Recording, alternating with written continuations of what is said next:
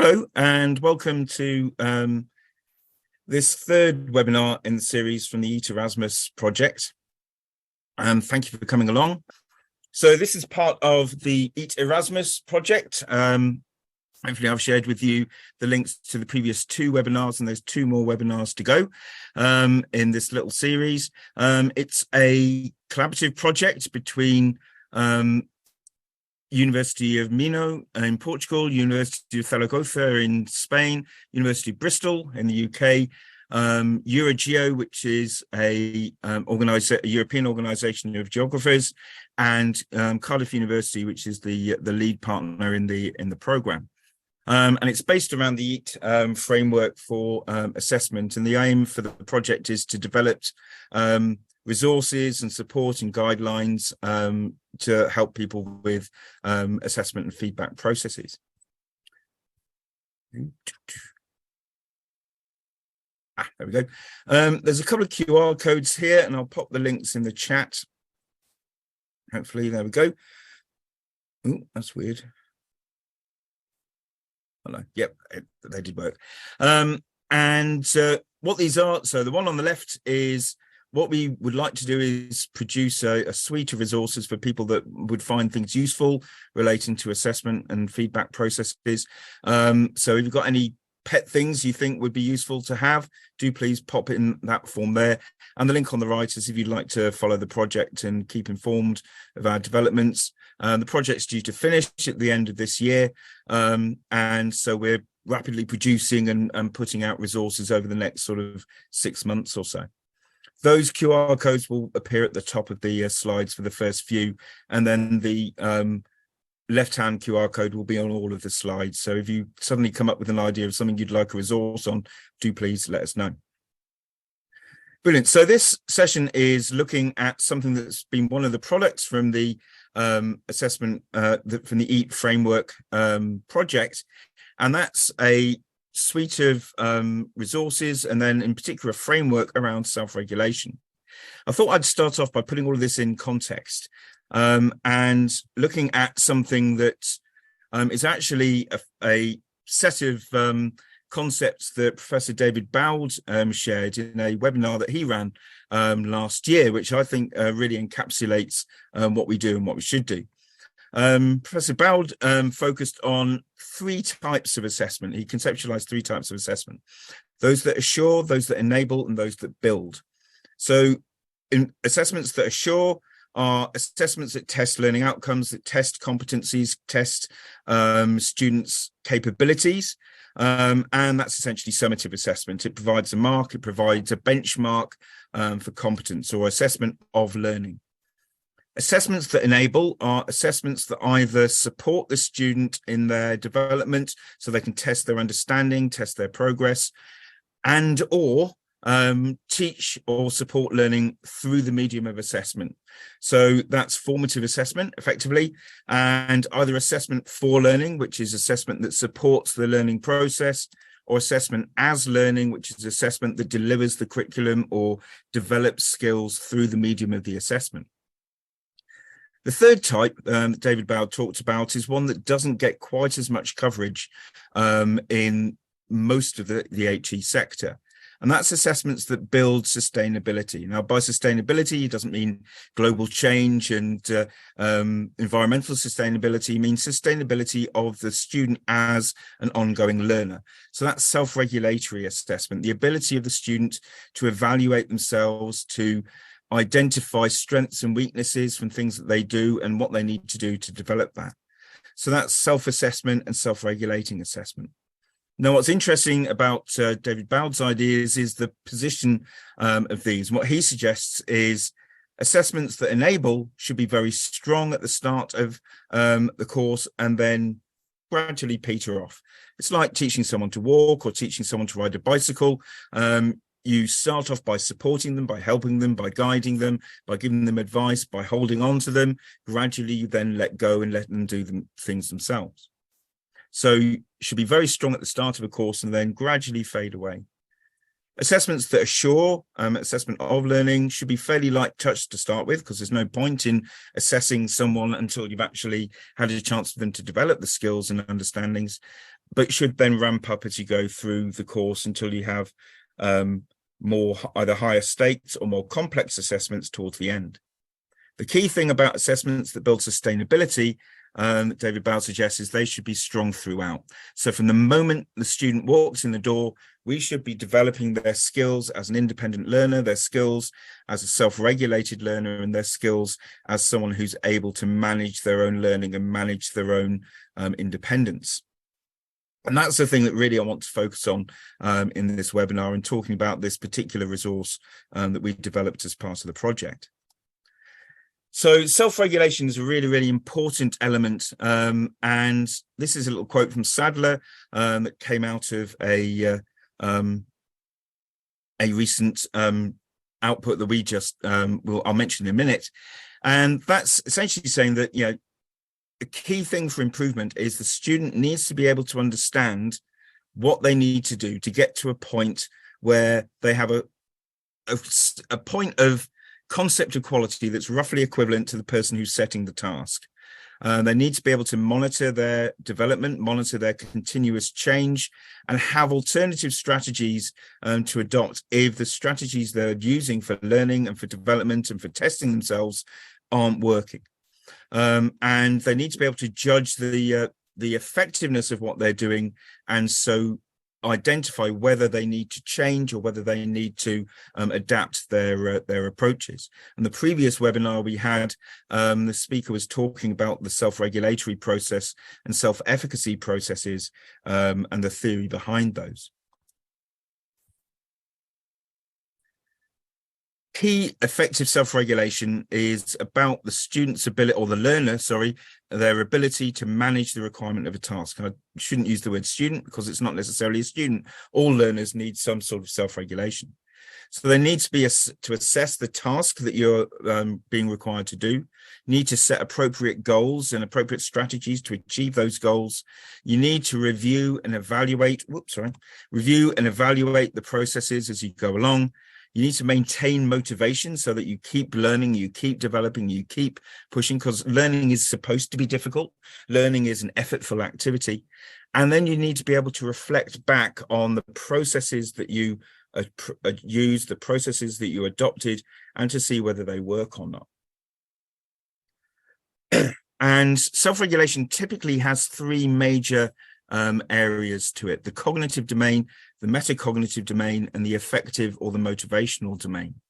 And that's looking at how you process information within the self, the metacognitive domain of how you understand, how you evaluate whether that process is working, and the emotions and the motivations and the desires and the requirements that you have of yourself to keep that learning process going.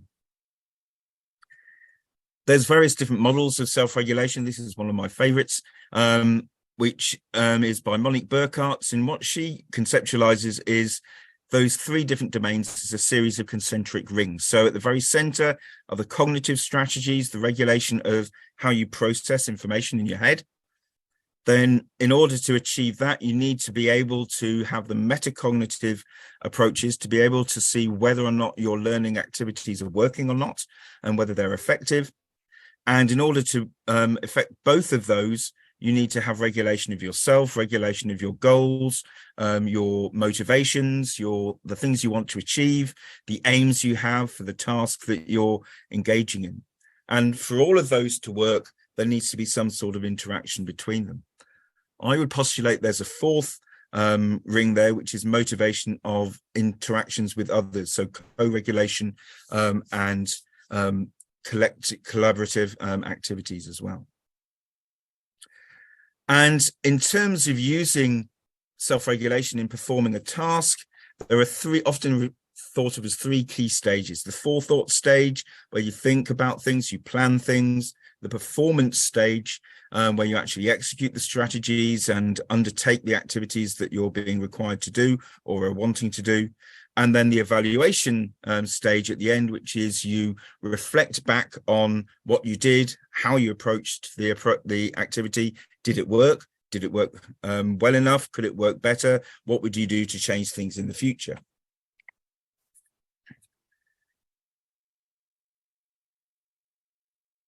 So a key thing is, how does that relate to assessment? So self-regulation is fundamentally involved with assessment. And one of the outputs for our project is a self-regulation report, a self-regulation summary, which is here on our webpage, so www.EAT-Erasmus.org with a hyphen. If you go to self-regulation and assessment as one of the links, you'll see access to this thing here. This is our self-regulatory report. It's about 120 pages long. It's quite dense. It's quite involved. Not necessarily the best thing to have as bedside reading, but really, hopefully a really good resource to focus in on key elements around self-regulation. So something you can use as a resource to go in and find key bits of information. One of the key things we have in that is a series of summaries of papers that are relating to self-regulation and assessment. There's about 30 of them, single-page summaries. So if you're looking to develop and embed things within your assessments, if you're looking to get some ideas around self-regulation and assessment as part of a PG cert in higher education, for example, or just for your own development or continuing professional development, that might be a good resource for you to use. What we're going to do is break it down into a series of other resources and things. I'll mention a bit more about that at the end. But one element of that is the self-regulatory framework that I'm going to talk about today. The whole of this project and this self-regulation report is based around the EAT framework that Professor Carol Evans developed about 7 or 8 or 9 years ago. The EAT framework is a framework that is a research-based or research-informed framework. So Carol did an analysis of several thousand papers to develop the EAT framework as a whole. And what she was able to do is coalesce those key elements of a successful assessment and feedback process into 3 areas: assessment literacy, assessment feedback, and assessment design. Now, I'm not going to go into great detail about the framework because our first webinar was about that. So do please pop to YouTube. I'll pop the link to that later in the chat. And you can have a look at that webinar there. That explains the details of it. But essentially, those 3 areas have 12 dimensions between them, 4 dimensions each. I'll talk very briefly about each one, but then also talk about how that relates to self-regulation as well. So in terms of the key elements of EAT is that it's inclusive, it's holistic, it tries to promote student engagement and ownership of an assessment by the learner. It's sensitive to the areas around the learner. It's supposed to help sustainability. It's supposed to help partnership and support shared beliefs between students and staff, or learners and teachers, and promote meaningful assessment experiences and meaningful feedback experiences. And in particular, to be based on self-regulation and to encourage self-regulatory practices in students. So those 12 different dimensions each have a key area of self-regulation attached to them. So these are all characteristics of a good or effective assessment and feedback process. Again, we talked about that in the first webinar, so I won't go into it in too much detail. But essentially, the first one of the assessment literacy ones, which is understanding what assessment is and what it can do, is focusing around what does a good outcome of this look like? What does the student need to do to get a good result from this assessment in terms of understanding the marking criteria, making those marking criteria accessible, a shared understanding of those. And the shared regulation element, self-regulation elements of those are to do with the ability to set goals, to use feedback effectively, from previous assessments to work with making things better for your current assessment, understanding the requirements of assessment and internalizing those standards so as a learner you understand what's expected of you. The second dimension is clarifying how assessments fit together within the courses, within a module, within a program. And that's all about developing task management, time management, forward planning, so the student can see where they're going and get that metacognitive idea of what they need to do and how they need to evaluate how they're developing. Clarifying the entitlements that students and staff have within that are fundamentally involved in things like engaging personal responsibility, self-efficacy, ideas of the learner having confidence in their abilities and knowing what their strengths and their weaknesses and their limitations and areas to develop are, and in terms of developing their confidence and engagement with the process. The final assessment literacy one is clarifying how the assessment fits in with the discipline as a whole. And this is about understanding the wider requirements of an assessment or an activity or a skill, placing that work in a context of a larger area, and that feeds into the motivational domains of self-regulation and understanding what a deep approach to that discipline might look like. When it comes to assessment feedback, the first one is providing accessible feedback that's useful, meaningful, and understandable by the student. And that's all about being able to use feedback and use guidance to improve yourself, about identifying areas that need to be developed, identifying areas where you need to change, and again, reinforcing that idea of self-efficacy and your understanding of your strengths and limitations as a learner. Second one is providing early opportunities for students to act on feedback. So will they get feedback in time for them to change their behavior, to improve their outcomes? So that's a key self-regulation element of that, is using that feedback to understand the requirements that you're needed within that discipline, and to be able to change and identify areas that need to improve and need to be done differently. So again, that metacognitive domain of changing your approaches based on an evaluation of whether they're working or not. Preparing students for meaningful dialogue and peer engagement. That links very strongly to ideas of co-regulation, of shared regulatory activities, a sense of self, a sense of your own capabilities or limitations and what you need to do to improve, and your abilities to relate with others within a self-regulated domain. And the final feedback focused one, which is really, really important to this particular webinar, is, does your feedback promote development of student self-evaluation skills? So that really leads to ideas of metacognition, of self being the ability to evaluate whether things are working or not, to make specific changes, to identify goals and strategies that will have a better outcome or change your outcomes. And in terms of assessment design, these are more to do with the design of an overall assessment strategy, but they do have self-regulatory elements to them. So ensuring robust processes for this for the learner. So does the student know what's going to happen to the assessment after they've submitted it, and what the process for the assessment is? So that is associated with what we call political assessment literacy. So does the student know what they need to do within the system to get the most out of that system? Promoting meaningful and focused assessment is about developing authentic assessments that are related to actual real skills the learner is expected to do either later in the course or in real life. And that's about knowing how that person fits in within their larger discipline, within the world in general, selecting appropriate approaches to those skills that they need, and their ability to change the approaches that they develop as they develop them. The approach of ensuring access and equal opportunities is important. An assessment needs to be inclusive of everyone, regardless of their background, their socioeconomic status, any disabilities they might have, any neurodiversity they might have associated with them.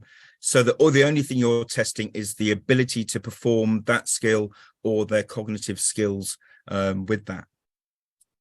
So that's empowering metacognition. That's understanding how to use the environment to the best effect to be useful to you as an individual, and revising those approaches accordingly.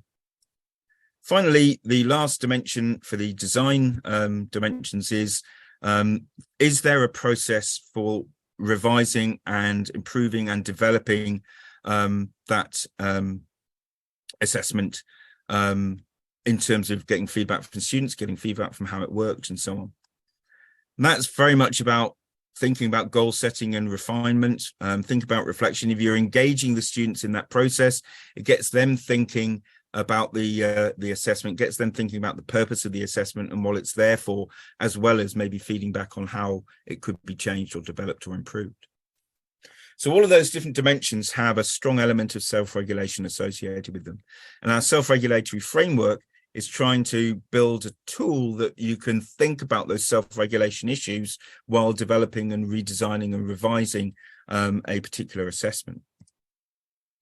There's a whole load of questions that go along with those different dimensions. If you go to the link to the EAT framework documents on our website, then you'll be able to see a whole load of these sort of question cards that have questions either for program directors or people at sort of the higher level in strategically, or activities that you can do as a lecturer or a teacher to develop these sorts of dimensions, or activities that students can do, or questions the students can ask themselves, again, to develop these sorts of elements. So the EAT framework really focuses on trying to encourage students' discriminatory use of those strategies to develop their ability to be successful in a particular assessment. Now, what you need to be careful of in developing student self-regulatory skills is not to be overly directive with the student. So there's a risk of laying things out so specifically that the student doesn't then actually need to use their own self-regulatory skills in order to identify what they need to do, what they need to develop, and so on. So there's a fine line between not having enough information there that the student doesn't know what they need to do to achieve the outcomes, and having too much there that the student doesn't actually need to put any cognitive effort into developing their thinking skills, their transferable skills, their activities, their understanding, and so on. So there's a sweet spot in the middle, and that's a key thing to think about. So self-regulation within assessment is a process. So you need to sort of think about building that into the assessment process. So the very first stage is identifying what is the task the learner needs to do as part of that assessment. So what are we being asked? What are we asking them to do? Why are we asking them to do it? What's the rationale behind that? So that brings in the motivational domain of self-regulation, as well as the cognitive domain of trying to think what they need to do. Once they've identified what the activity is that they need to do as part of that assessment, the next stage is goal setting. So they need to be able to identify specific achievable aims that they will do in order to progress within that assessment. So they need to identify what they need to do to get a good outcome.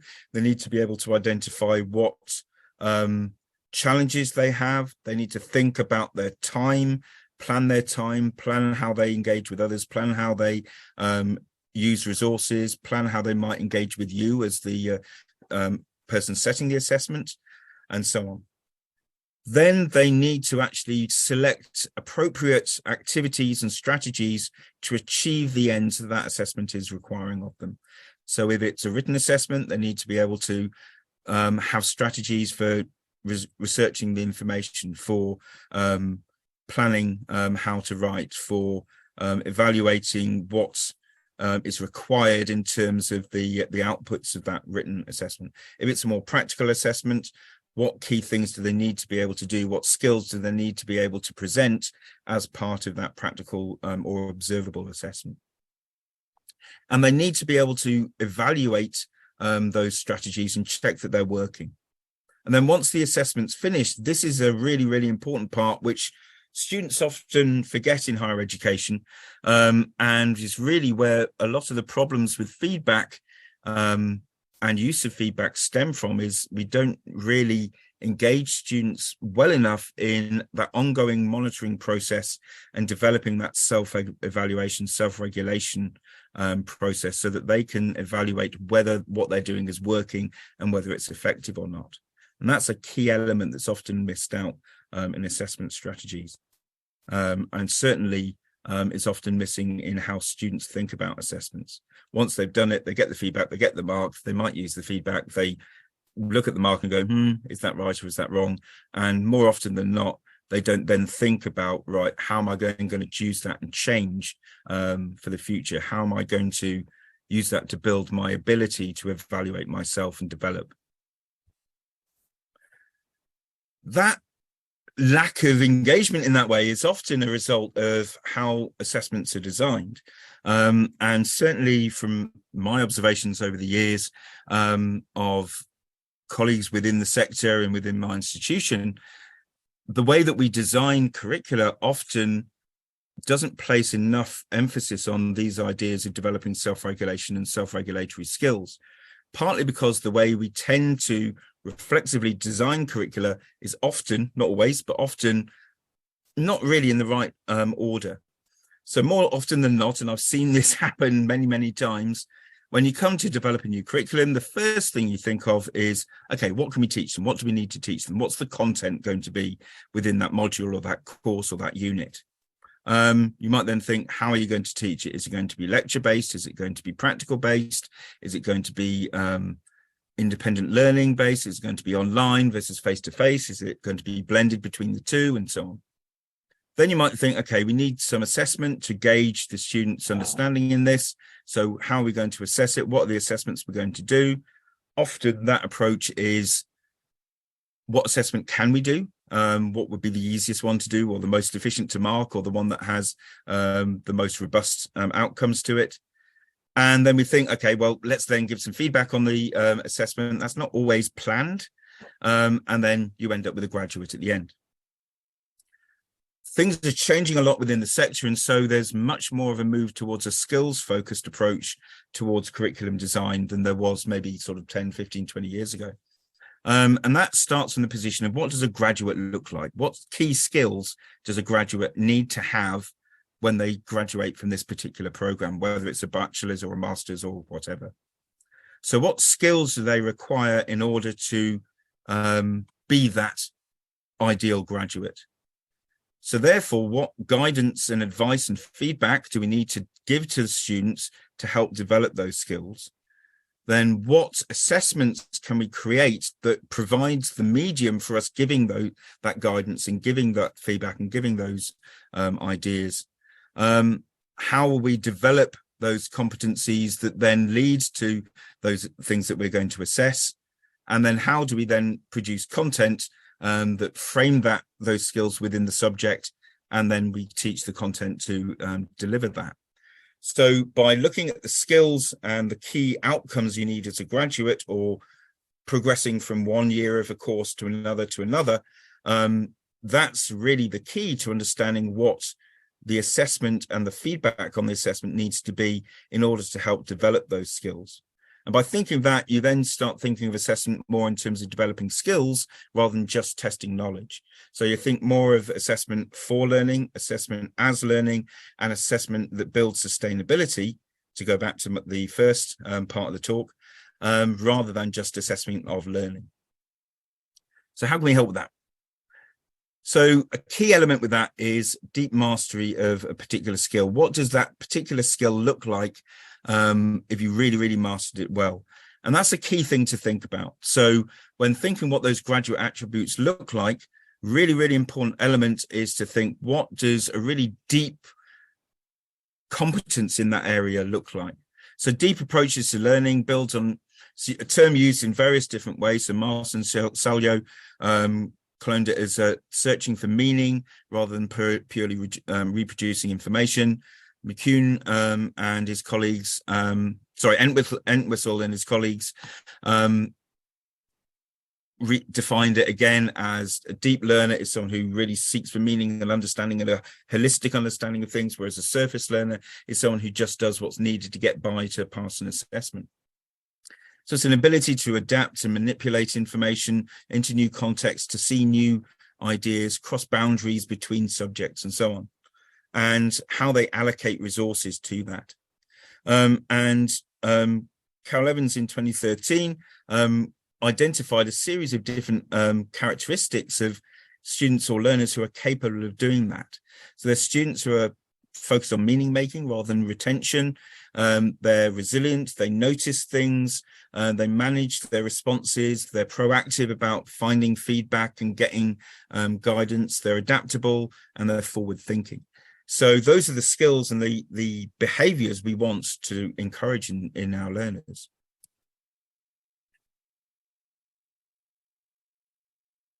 So we developed this self-regulatory framework that really tries to help encourage that and use as a tool to evaluate assessments and think where the gaps are and what you need to do to fill those gaps. Let's check on the chat. No, there's no question in the chat yet. Good. Hope that's a good sign. So again, you can find the self-regulatory framework either in the self-regulation tab on our website or the resources tab as well. And we've got it actually translated into Spanish and Portuguese so far, because those are two of the partner countries within the project. Welsh is also coming as a translation for that as well. So what this is a means of going a sort of step-by-step process of going through an assessment and evaluating it for the potential of it to support self-regulation, and it aligns to the EAT framework in order to do that. First thing we need to think about is some sort of key basic questions. So what are the key skills that are required for this particular discipline that you're interested in? So you're a historian or in business or a bioscientist or a doctor or a nurse or an engineer. What are the key discipline-specific things and more transferable generic skills that you would expect students to be able to have at the end of the course? So are they built into a program or a module or a course or a unit, blueprint or guide? So what constitutes a really deep approach within that particular skill? So if it's the ability to research information, what does a really deep holistic approach look like in terms of the skills the students need to have, the competencies they need to be able to have in order to do that skill to a really robust, flexible and transferable level? Then thinking, how are we progressively supporting the students in developing that as a skill? And that's where the framework I'll show in just a moment really could potentially help. How are we helping develop those skills at different stages within the course, different stages within the degree program, different stages within their development? And then finally, what evidence do we have that works? So that's really, again, thinking of the three stages: the forethought stage, the active stage, and the reflective stage of self-regulatory activities. It's really important that we engage with that as well. So what evidence do we have that these approaches work and are effective and are substantive?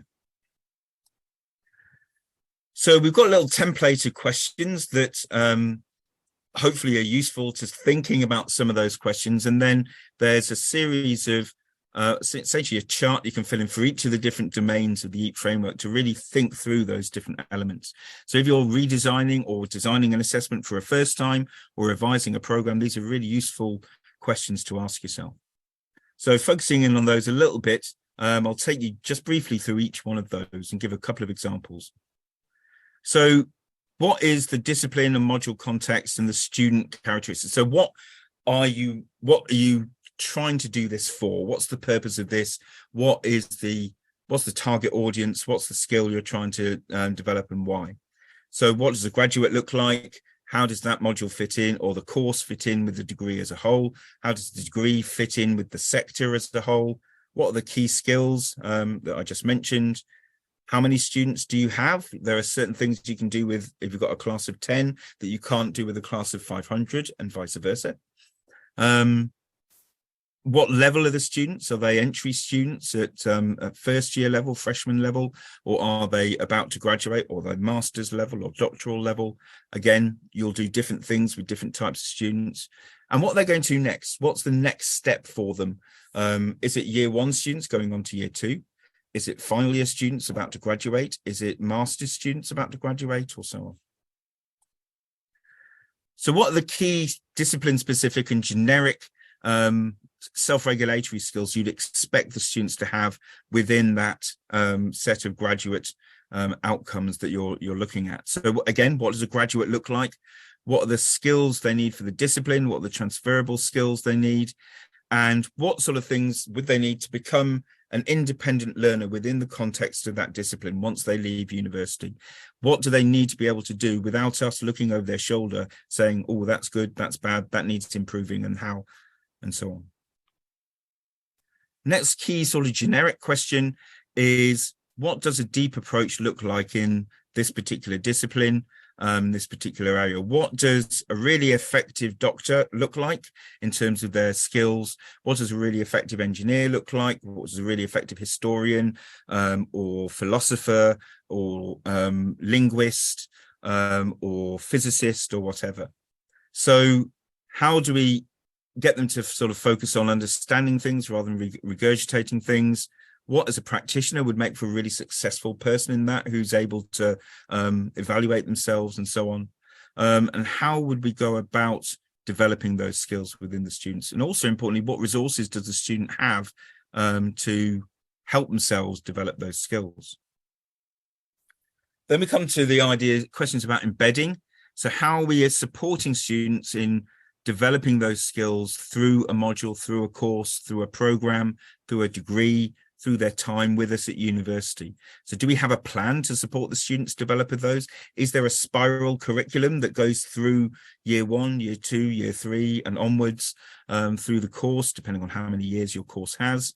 And have we explained to the students what that is and what it looks like and why we're doing it? Often we build those things into our courses, but then don't actually explain that to the students.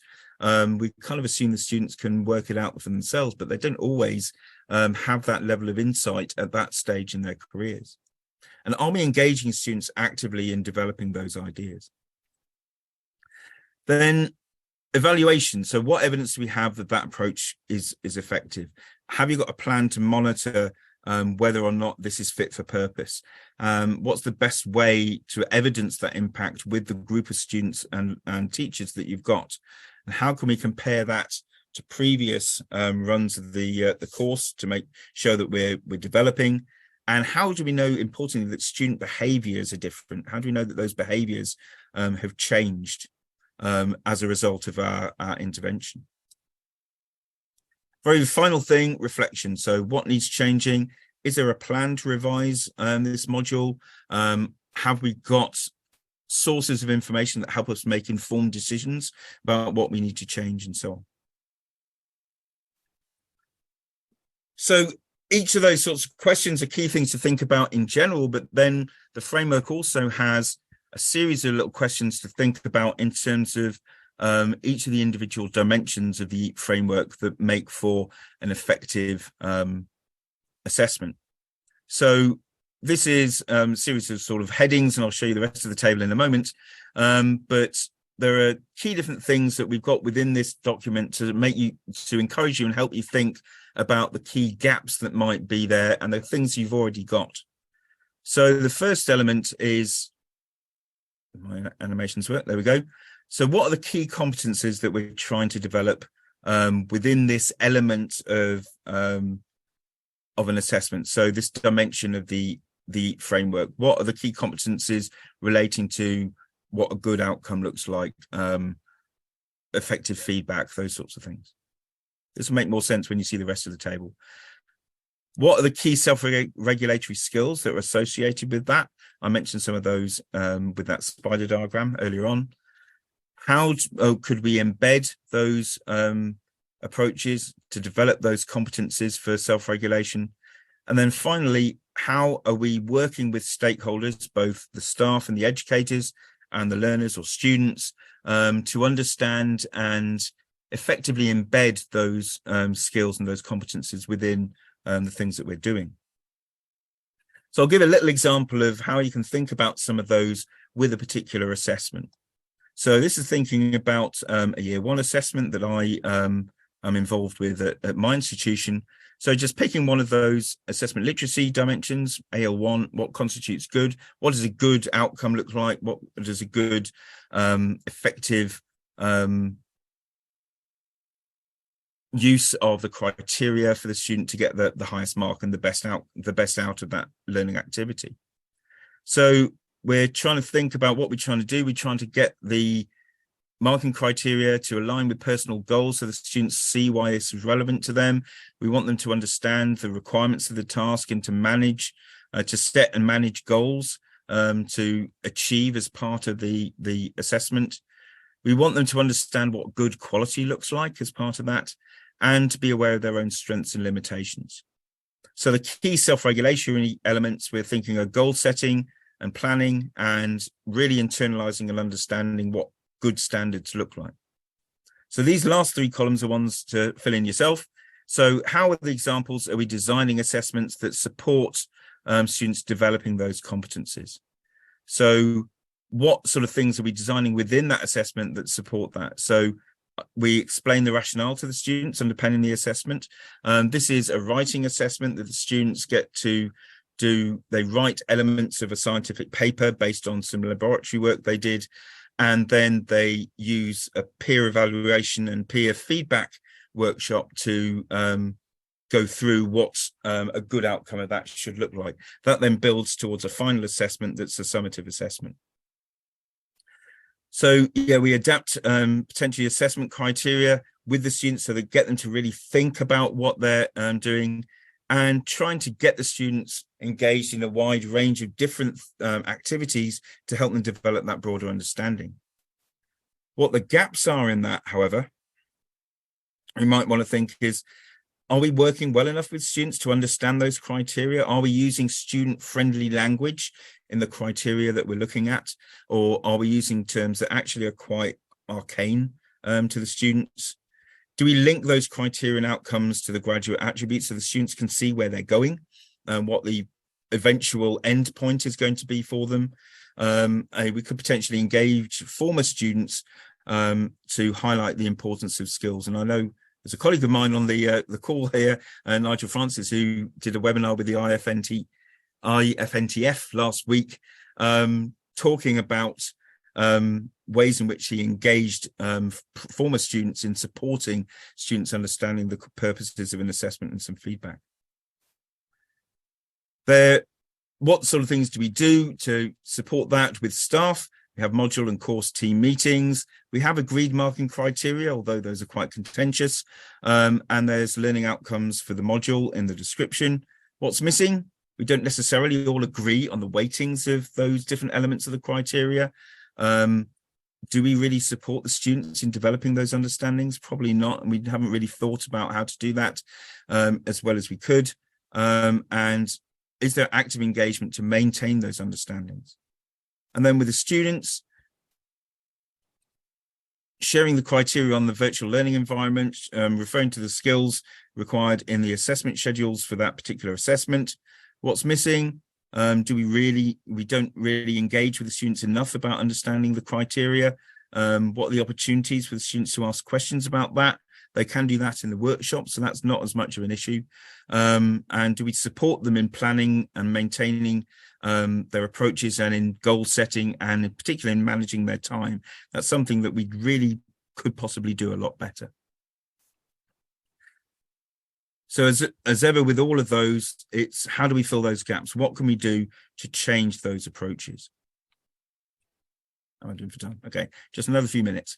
So if we're looking at the feedback ones, for example, are we developing feedback that actively helps students evaluate their own work? The sorts of key self-regulation activities we're dealing with here are the ability to judge their own work and the ability to step back and look in a broader sense with this metacognitive eye as to whether things are working or not. What sort of things do? We have opportunities for students to evaluate their own work. through the medium of peer evaluation activities. You could potentially include a self-evaluation sheet when submitting their work and highlighting how former feedback can relate to the current work they're doing. Could we do more? We could model better ways of achieving those outcomes. We could get students to generate criteria themselves that helps them understand what the feedback is relating to, getting them to do co-marking and co-provision of feedback with their peers would really, really help those ideas. What are we doing as educators? Again, module course and team meetings, personal tutor meetings or academic advisor meetings help with that. But there's a lot missing in that area. So we need to really engage staff more in developing these ideas and developing this use of feedback more proactively. Again, how do we fill that gap?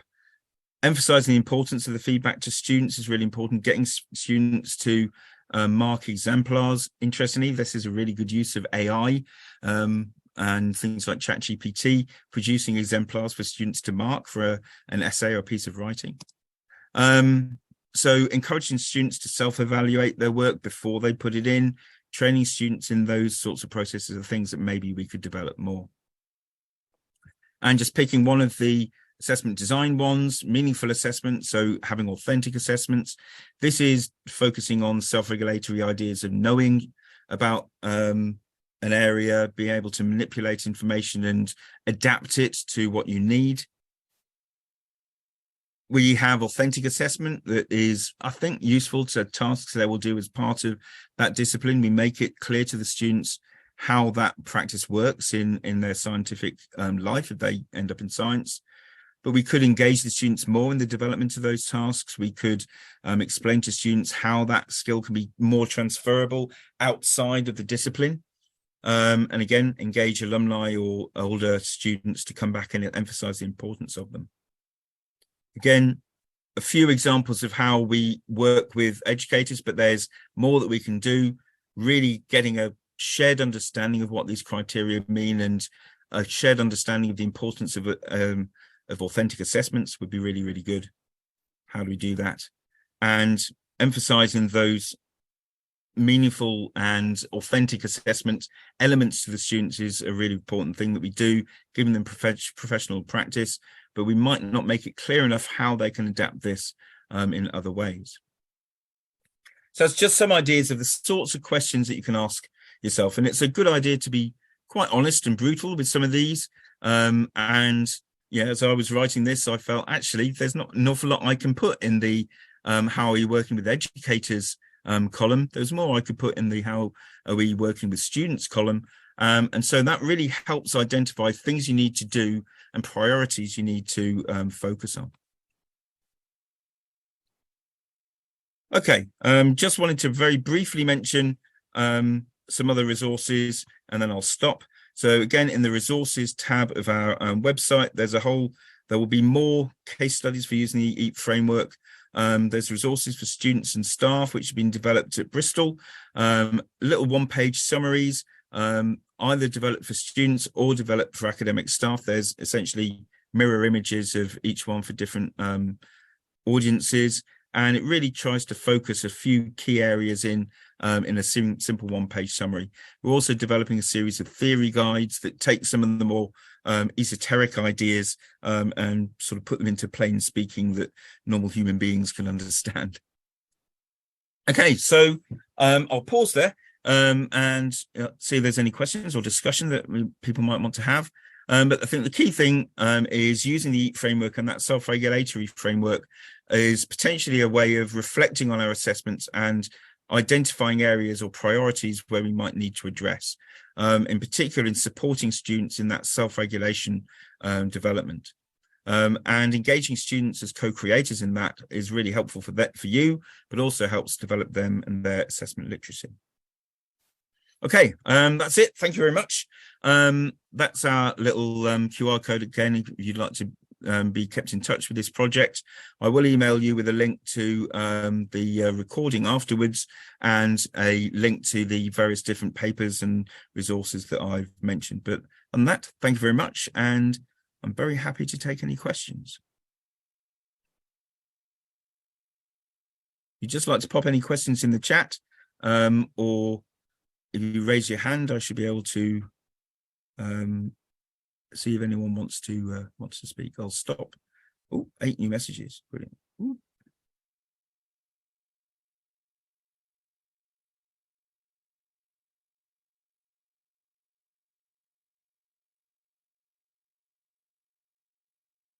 Aha, interesting question here. If you had to draw a Venn diagram to show the relationship, if any, between reflective practice and self-regulation, what might that Venn diagram look like? For example, Hi, Steve. oh, sorry. Yeah, Richard Remedios here. Hiya. Do you want to ask that question to everyone? Yeah, I thought difficult question to ask in a question. So we have a lot of I'll put my camera on. Don't know. Hello. Yeah, hello. Yeah. So we have a lot of researchers here trying to redraw models of reflective practice.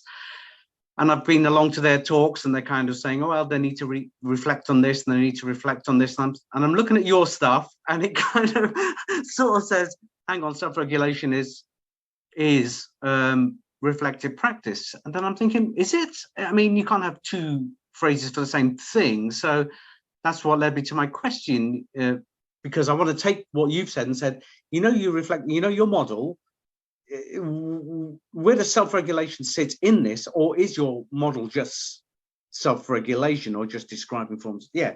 How do you see it, Steve? So I would say there's a lot of overlap, but they're not exactly the same thing. I would argue that self-regulation is more about cognitive skills and competencies and abilities and strategies, whereas self-reflection is more about situations and behaviors. So when you reflect, self-reflection is more, what did I do? Why did I do it that way? What happened? What would I do differently? Whereas self-regulation is self-reflection, but in terms of learning. So it's, what do I need to learn? How am I learning it? What's my motivation for learning it? How do I know that I'm learning it or developing it effectively? And how can I test myself to ensure that? That sounds like your description of self-regulation. It is. They're very, very, very similar. But I would say the difference is that self-regulation is more about abilities and skills, whereas self-reflection is more about activities, situations, and reflecting on what you did rather than what your capabilities are. But there's a very, very strong overlap between the two. And I wouldn't like to put myself as an expert to provide a definitive answer, but certainly when I'm encouraging people to be self-reflective as part of reflective writing, it's thinking more about what the situation was and what their position within that situation was, rather than necessarily looking more holistically as how they're developing as a person. But there's obviously very, very, very big overlap between the two. Don't know if that really answered the question, but I'm happy if anyone else wants to pop ideas in the chat and disagree with me. It's more of a discussion question rather than can you get this one right, Steve? It's yeah. But no, I think they're very, very closely linked, and again, they have the same sort of. If you look at the various different models of self-regulation, the various different models of reflective cycles, they have that same format to them of forethought, activity, reflection. Exactly. And whether that's in terms of reflecting on a particular activity, reflecting on how you learn or how you process information, is a bit of a moot point, really. So they're very, very similar is my answer, I would say. It'd be interesting to see what you make of the models that come out of NTU, because people just I've been using Gibbs' reflective model, and the people here who are developing stuff and testing it, I've kind of said, no, that's far too simplistic. You really need to think about it in these terms, and all these terms seem to be the terms that you're talking about. But anyway, other people need really to interested to hear more about that. Yeah, thank you. Yeah, we could keep in touch. I'd love to hear more about that. Yeah, right, thank you. There's a question from Nicola. What preparatory work or conversations were required to create such an explicit focus on the importance of self-regulation, or was this already established in the various partner institutions? It came out of that self-regulatory report. So that was pulled together mostly by Carol as an encyclopedic accumulation of all of the things associated with self-regulation, and then self-regulation as it pertains to assessment. And then essentially what we did with that was take those concepts of self-regulation and map them against the dimensions of the EAT framework. And actually they map very, very well, because the EAT framework is very much about reflecting on how do you take the self-regulatory skills and what we know about their importance in assessment, and could they map very much onto those dimensions of what an effective assessment looks like. So what we were trying to do was identify how you can link, getting that Venn diagram, if you like, between an effective assessment and effective self-regulatory development. So getting the two overlapping with each other. So that's how the framework itself was developed. We then tried to trial it in various different areas, and we're still sort of developing it. But we'd be very interested if anyone was interested in trialing it within their own, with one of their own assessments, or within their own school, or within their own team. So yeah, that would be great. If you put a question in the chat, which I have skipped over, please pop it in again, because my chat obviously has disappeared when my computer shut down. Now, Richard, so can I ask a question about emotional regulation? Yes, please. Actually, Nigel's had his question up earlier and now, so maybe answer Nigel's first, otherwise. All right, okay, yeah, sorry. I'd say everything before that question has disappeared in my chat. So Nigel, you got a question? Yeah, hi Steve, thanks for that. It's really just about sort of the emotional maturity of the learners, and how emotionally mature do they need to be and able to identify the sort of like the different afferent domains, and to be able to actually do something about them to become more self-regulated. Yeah, that's a key issue. Emotional maturity is a really important element of that, and it's something that develops better over time. So self-regulation isn't something that you're born with. It's something that you need to develop, and develops over time. It doesn't always develop that well over time. So typically, if you ask people, are students self-regulated? Most people would say no. And most people say very much no for first years. Research and work that I've done suggests they are actually fairly well self-regulated, but not necessarily in the way that we need them to be at university. So when you talk to students about their independent learning approaches that they did during pre-university education, they're often very, very highly self-regulated. They've identified what works, what doesn't. They've identified strategies that work for them, that are effective, that may not be necessarily the strategies that they've been advised to do. So they've picked and chosen what strategies they think are effective to them. What they then struggle with is then adapting those to the new type of learning that they do at university. And that's where we really need to come in and help them in letting them learn the rules of the game, letting them understand what those things are, those requirements are that we need them to adapt towards. So that's really where the emotional maturity comes in. The real issue with emotional maturity is the ability to take criticism without taking it personally. And that's something that comes with time, with experience, and with a lot of experience of receiving feedback. Naomi Winston is quite detailed in this in some of her work, in terms of no one likes to receive bad news, and any one of us, if we get a bad outcome from a grant or a paper, we take that personally. It's then what is the gap that you need to leave between receiving that and then being able to act on that feedback dispassionately.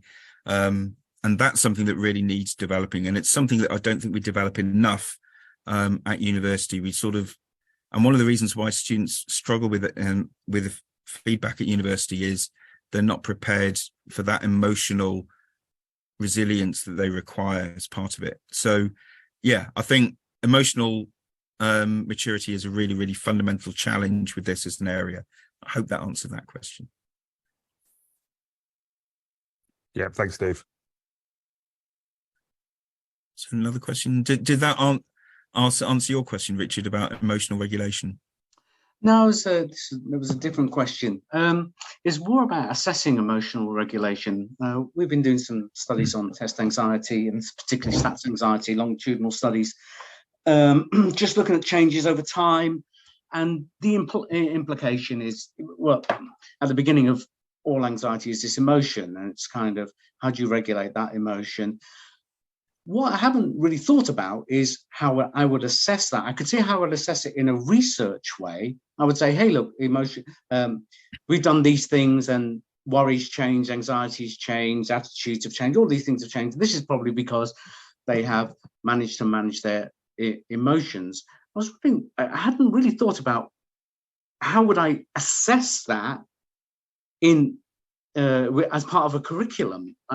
Because I've always just done it as part of a research question, rather than saying, because it's very hard to ask somebody, when you look at all the frameworks of competencies, regulating your emotions isn't really high up on anybody's learning outcome list or module outcome list or course outcome list. So yeah, it's kind of what might count as an assessment in the formal way that you seem to be talking about it in as a curriculum element. Yeah. I think that the best way to assess that would be in some sort of coming back to reflection, some sort of reflective activity, a reflective portfolio. So something that changes over time. Again, going back to Naomi Winston, the approach that she developed at Surrey of having, I can't remember the name of it, but having essentially an ongoing reflective portfolio about the feedback that you receive. And then you can then look back at what the feedback was, how you felt about it at the time, what you can do about it differently. So I think the key with that is a longitudinal element to it, is to be able to show how reactions change over time. Assessing that is very, very difficult because it requires honesty. And requires really quite bleak honesty in terms of the student. And if it's anything that's going to be assessed, there's always a danger that the student will tell you what they think you want to see rather than actually what they feel. But some sort of reflective diary approach will be a good way of assessing that. I would think, really good way, get students to do a sort of a Big Brother diary room type, talking to camera, and then storing that so that they can see how they develop over a period of time, would be a really good way of assessing that. How you evaluate it, that's a really good question. There are some self-evaluation tools for self-regulation. They have various pros and cons. I'm not an expert in them, but they are limited to a certain extent because they require the student to be brutally honest with themselves, and that in itself is a competence that's difficult to develop. And also whether they have the access as well, right? Whether they have the cognitive. So, I mean, if we give a student a set of exams, they might just say, "Oh, I'm really worried about exams." But what they don't realise is that they've got less worried about exams, and they've managed to regulate their emotion a little bit better because they've had experience of it. But it's very hard to reflect on it because they say, "There's an exam, I'm so worried about it." So, it's they're primed by the thing that happens to them rather than being able, well, that's a really, really interesting question. If anyone's got any thoughts, please pop in the chat. But yeah, thank you. Just looking to one from Alison. Do you feel that students' self-regulatory skills may also depend on their beliefs and values towards higher education, its purpose? Yes, absolutely. Yes. So motivations is a key element of pretty much any model of self-regulation that you look at. And that's not just motivations for doing a particular task. That's also motivations for being there in the first place. And certainly in the research I've done, a key element of how students are able to self-regulate is why they're here in the first place. So a lot of students, especially in the first year, really struggle because they essentially arrived at university without really consciously deciding to be there. It was just the next step that they were expected to take from school. And you see that time and time again. Students often have a sort of crisis of confidence, usually towards the end of year one, beginning of year two, where they suddenly wake up and go, why am I here? You know, I didn't really want to be here. It was something that my school or my parents or society in general expected me to do. And so I think it's really, really important that their motivations for being at university are something they consider. Are they there because they love the subject? Are they there because they want a degree in order to get a job? Are they there because someone told them to be? Are they there because they want a particular outcome? Do they see themselves as a student? Do they see themselves as a trainee something? So discipline varieties come into that in a lot of detail. So a doctor, medical student will see themselves as a trainee doctor. English literature student won't necessarily see themselves as a trainee literature person because there's no defined end point to that as a degree. So but yeah, absolutely, motivations for why they're at university is absolutely fundamental to that. And you know, this work I've done with students, following students in their self-regulation through their course, a really, really important factor as to how they engage with self-regulatory elements of their learning are, why are they there? You know, there's a couple of students I followed through who just wanted a degree. They couldn't care less that they were studying. One was history and one was English literature. Couldn't really care less about that. That was a subject they did well. They just realized they needed a degree in order to get a job, in order to be successful. Whereas others were there because they passionately loved that subject and they related to their learning in very subtly different ways. Really good question. Thank you. Just checking the others. I'll answer maybe one more and then and stop because we're over time a bit. Thank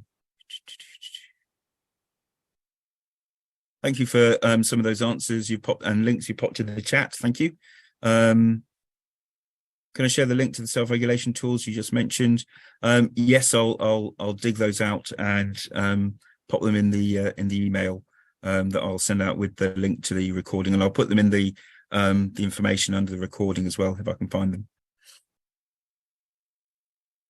Brilliant. Okay, that's all the questions, I think. So thank you very much, everyone, for coming. And I will draw it to a close there. Our next webinar is in 2 weeks' time. Again, 12:30 Wednesday in 2 weeks' time. I'll send you the Eventbrite links to that in the follow-up email to this session. But thank you very much for all your involvement and questions, and hope the framework itself is useful to you. And we'd be really, really glad to hear from you if you do use it, or if you want to get in touch so that we can support you through using it. Really, really happy to do so. The more evidence we have that it has an impact, the better for us as a project. Okay, so thank you very much, and hopefully see you at the next webinar in a couple of weeks' time. Brilliant. Thank you. Take care. Bye.